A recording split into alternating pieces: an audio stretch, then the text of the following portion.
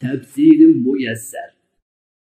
İblis Allah'a: "Ey Rabbim, sen meni azgınlıkta kaldırganlığın üçün yeryüzüde Adem ballarga günah ma'siyatlarni albatta chiroyli ko'rsataman.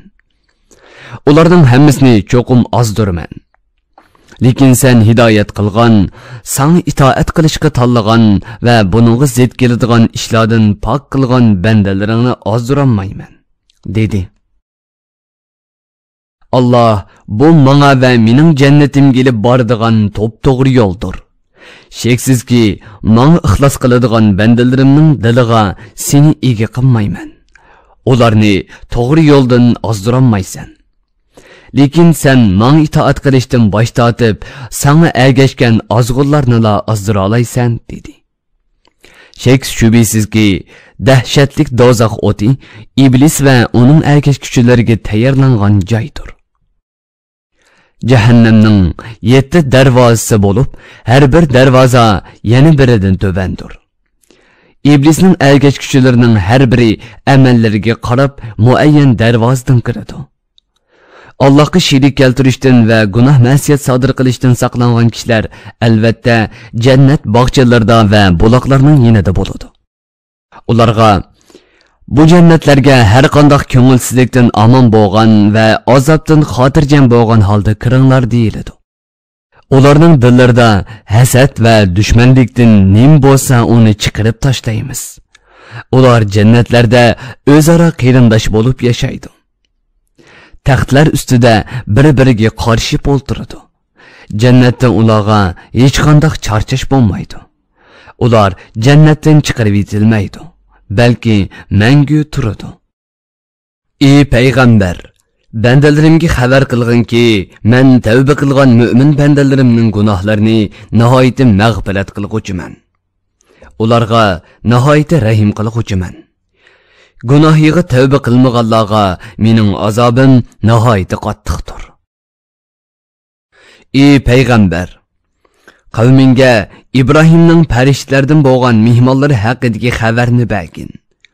Ular İbrahimga balasi bo'ladiganligidan bishorat berish va Lut qavmining halok qilinadiganligini bildirish uchun kelgan edi. Farishtalar İbrahimning yiniga kirgan chog'ida uningga salom berdi.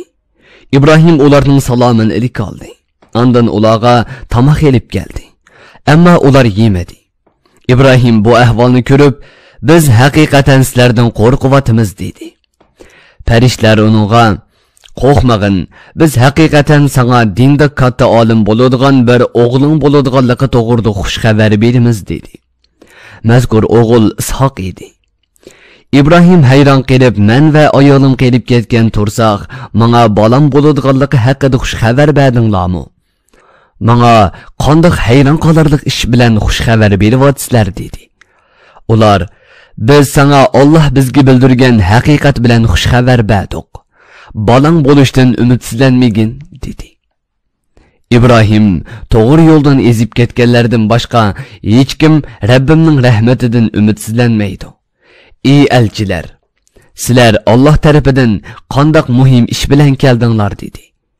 Farishtalar, Allah bizni ozg'un mushrik qavm Lut qavmini halok qilish uchun avatdi.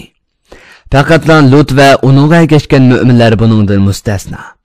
Ularni halok qilmaymiz. Ularning hammasini qutqizamiz, lekin Lutning ayolini qutqizmaymiz.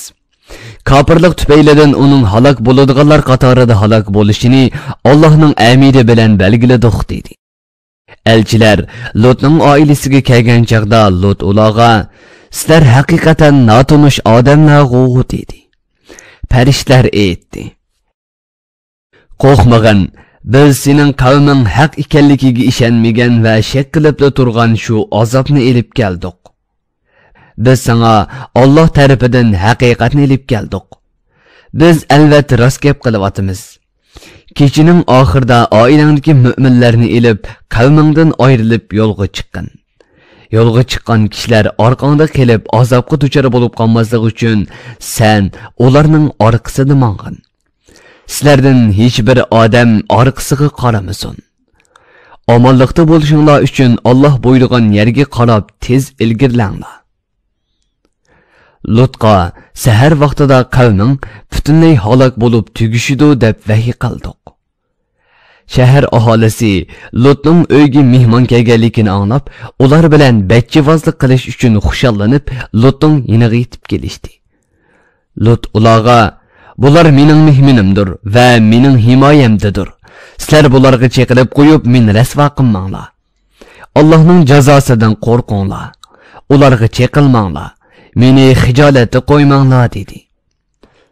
Lutning qavmi: "Biz sana kelgan hech kimni mehmon qilmagan, chunki biz uning bilan bachchivozlik qilamiz demaganmidik" dedi. Lut ularga: "Agar shahvatinglarni qondirmoqchi bo'lsanglar, bular mening qizlarimdir. Ularni nikohlab elinglar. Shahvatinglarni ayollar orqali qondirib, erlarga chiqilishdek Alloh harom qilgan qabih ishni qilmanglar" dedi. Allah o'zi xohlagan maxluqotining ismini atab, xohlagan ishga qasam qiladi. Ammo insonlar faqat Allohning nomi bilan qasam qila oladi. Allah Muhammad alayhissalomni hurmatlaganlikdan uning hayoti bilan qasam qilib mundoq dedi.